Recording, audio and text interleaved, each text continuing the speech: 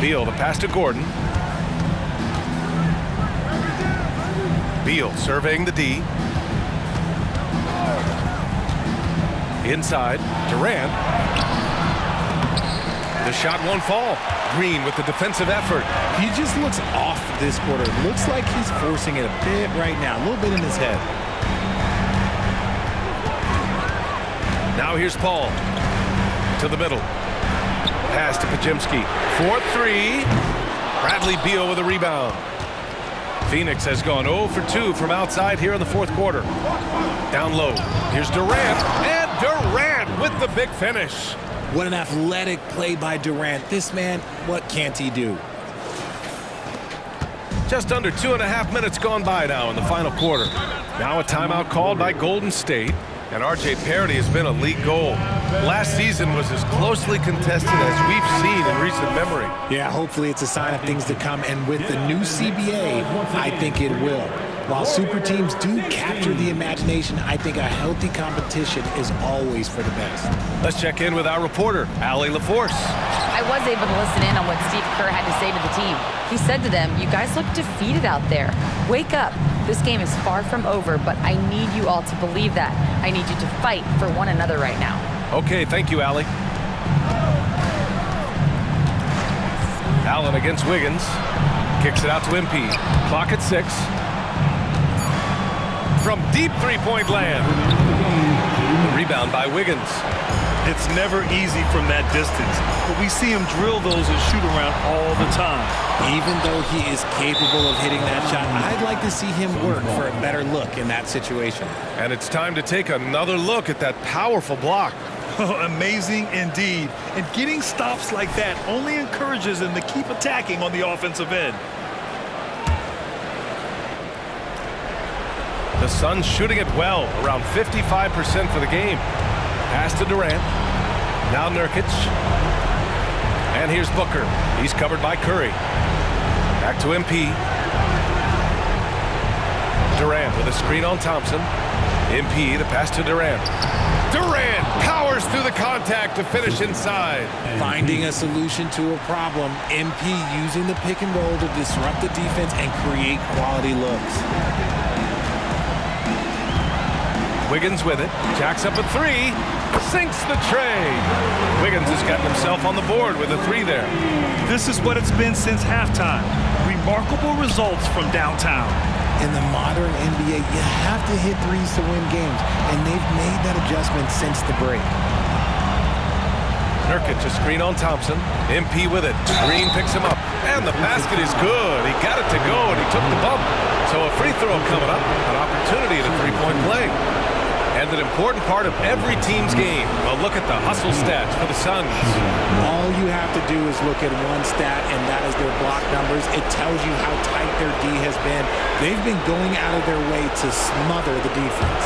Well, something else that has stood out to me has been their aggressiveness on the boards. They're just out-muscling the opposition on the offensive glass. Yeah, what you like about MP is how hard he worked to put himself in a position for success. And there is no way this margin gets closed down. Great execution of a game plan and a nice win here for the Suns. Boy, this was one physical game, guys. They obviously felt that was an advantage of theirs coming in, and they were able to be relentless inside as a result. And so this win marks their first victory of the new year. Yeah, this is far from the last word in the season series. Still 3 more meetings between them and plenty of motivation to square things up. And as it was happening, as it was building, you knew this was a monster game for Kevin Durant. He limited the opposing offense's impact as well with some superb defense, finding lots of chances to knock away shots. Thompson passes to Wiggins, to the inside. And the slam dunk by Thompson. Oh, a little bit of bounce still played. Okay, I see you. Get off the floor with a little ease, with a little dunk. Screen by MP. Back to Durant. Here's the teardrop, and he takes it up and lays it in. And guys, that's gotta be the dagger. This is how you finish a game. And it felt like they just flipped the switch to go on that run and seal the game, saving their best basketball for the end. Always smart. So it's the Suns winning this one easily. Boy, a nice win on the road. By the time this one was winding down, this building was stone cold silent. And that's exactly what you got to do. You have to try to take the crowd out of it. And that about does it for the first game of the new NBA season. For our terrific 2K Sports crew, this is Brian Anderson saying thanks for watching. We'll see you next time.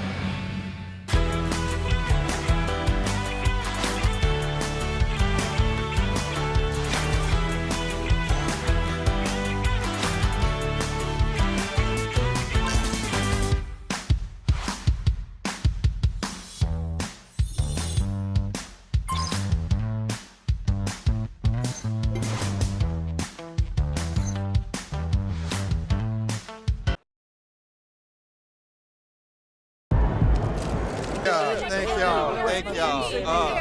Wow. Right here. I do my best to get to everybody, but we're going to try to do this in an orderly fashion, all right? Why don't we start right over here? Lisa Sims, Daily Horn. MP, you came into this league heralded as the best player of your generation, and you had a respectable game, but if someone was expecting an all-time performance, they might be disappointed. How do you feel about that?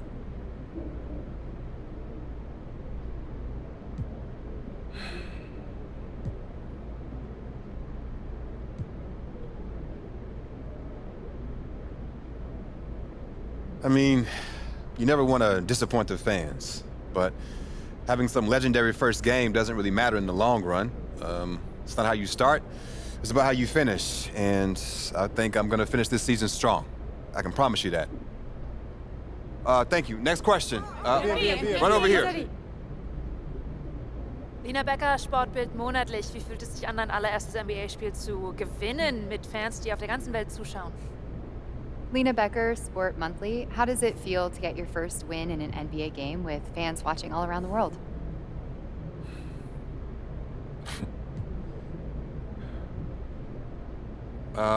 Getting the win is huge. Hey, wherever fans of this team live, I want to make them happy because that's what it's all about. Gelling as a team, winning games, and giving the people who support you a reason to be proud. Danke, thank you. All right, we got time for one more. You, sir, in the back.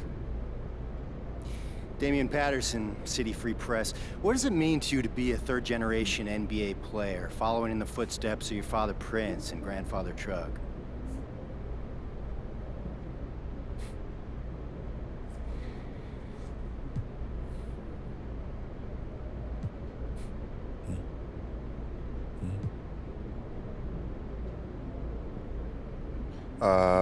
Yeah, it means I have a target on my back. I had every advantage growing up, I know that. And I've got all the natural ability in the world, thanks to my genetics. When you got both those things, people want to take you down a peg. But I thrive on that. It makes me better. Thank you. Next question. Right up front. Parfait, merci. Béatrice Corbet, La Compétition. Votre maillot est le maillot le plus vendu en France en ce moment. Avez-vous un message pour vos fans français? Beatrice Courbet, The Competition. Your jersey is the #1 selling jersey in France at the moment. Do you have any message for your French fans?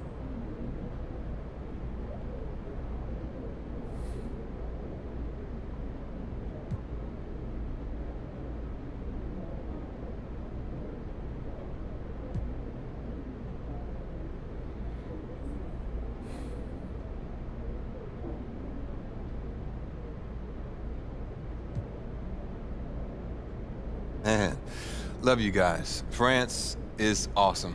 I went there to help promote my first shoe deal, and I fell in love with the country. I mean, there's so much beautiful history there, but it's also very modern and forward-thinking at the same time. I'd love to go back someday and spend some serious time there. Thank y'all. Thank you very much. Thank you. Thank you. Good to see you. Thank y'all. One more. Proud of you, MP. Hey, you should be. I'm about to do something special with the family name. No? Level it up. You talk real big for somebody who just was crying as they dropped their Ninja Turtle in the toilet. Pop, that was like 12 years ago. I'm a grown man now. You can't even rent a car. That's why I got you. Uh-huh. And you're lucky that you do. Hey, I appreciate it, Pop. You here to keep me on track? And you know what the goal is. Greatness. That's right. Oh, speaking of, you know who this guy is. Yeah, what about him? Just updated his all-time GOAT list. Says that you have a chance to make it to the top someday. For real? Mm-hmm. Take a look. So with all this talk about MP being the best prospect since LeBron James and Victor Wembanyama being a generational talent, it got me thinking about my all-time GOAT list. Now, if you are new to the pod, you might not know that I have a passion for ranking the legends. I've spent a massive amount of time researching their careers, and I placed them into 5 tiers of greatness. You can find that list on my website, by the way. Now, I love working on my GOAT list, but these guys are so legendary that they tend to stay in the same spot year after year. So I decided to add a new tier called the Got Next tier. This tier contains some of the younger guys in the league who aren't quite GOATs yet, but who, if they continue on their current trajectories, will almost certainly be in that discussion when their careers are over. Now, you may be wondering who's in the Got Next tier, so let's get to it. These are in order, by the way. Luka, Embiid, Tatum, Zion, Wembanyama, and of course, MP. Now, a lot of you might be like, I put MP behind Wembanyama, but they're basically tied, as I see it. And if MP distinguishes himself early on, I'll be happy to swap him with Vic. So, let me know. What do you think? Is there anyone who should be on the Got Next tier but isn't? Is there anyone who is there but shouldn't be? Hit me up on social. We'll talk about it. These are the kind of people you want on your side if they're going to call you the GOAT someday. Oh, come on, Pop. Media doesn't matter. It's all about winning games. You're wrong. You need to understand how these people see you. I wish I would have played the game when I was your age. Look, all due respect, Pop. I'm not like you. I'm not going to make the same mistakes you did. I spent the best years of my career in losing situations because winning organizations didn't see me as someone who had the head screwed on tight. Because you didn't, though. Not at first, okay? But when I was with Dallas, they gave me a shot. Could have been sooner if I had played the game. All right. Son, you're trying to do something that nobody's ever done before. And when you do it, believe me, you will do it. There's gonna be no question who the GOAT is.